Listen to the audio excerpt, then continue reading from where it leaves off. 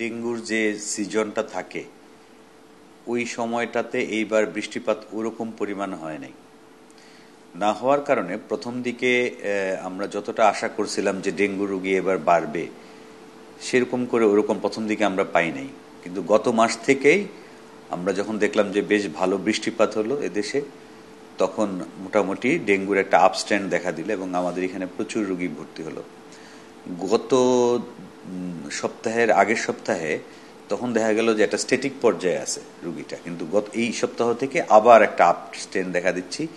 এটা আমি hospital এডমিশনের pattern দেখে বলছি। পুরানো দিয়ে নতুন নিতে আজই চলে আসুন আপনার নিকটস্থ ওয়ালটন শোরুমে। তো আমার মনে হয় এটা বৃষ্টিপাতের সাথেই এটা সম্পর্কিত, এবং বৃষ্টিপাত প্রথম দিকে কম হওয়ার কারণে এটার আপস্ট্যান্ডটা তখন হয় না। এখন কিন্তু মোটামুটি ডেঙ্গু রোগী আমরা প্রচুর পাচ্ছি এবং একটা আপ ট্রেন্ডই আছে, মানে রোগী মোটামুটি বেশ বাড়ছে এখন, এবং আশা করতেছি যে সামনের মাসও হয়তো এটা অব্যাহত থাকবে।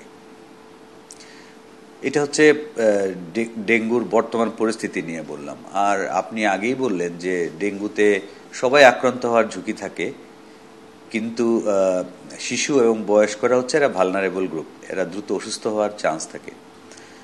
তো আমি সবাইকে বলবো যারা এই সময় যাদের জ্বর হচ্ছে, সাথে মাথা ব্যথা, শরীর ব্যথা, চোখের পিছনে ব্যথা, এবং কোনো কোনো ক্ষেত্রে প্রচণ্ড শরীর দুর্বল, সাথে বমি থাকতে পারে, পাতলা পায়খানা থাকতে পারে, অথবা শরীরের কোনো অঙ্গ প্রত্যঙ্গ দিয়ে, যেমন নাক, দাঁতের গুড়ি, প্রস্রাবের রাস্তা, মাসিকের রাস্তা কোথাও দিয়ে যদি রক্তক্ষরণ হয়, তো এই রোগীগুলোকে অবশ্যই দ্রুত হাসপাতালে এসে তার ডেঙ্গু পরীক্ষাটা করে নেওয়া উচিত।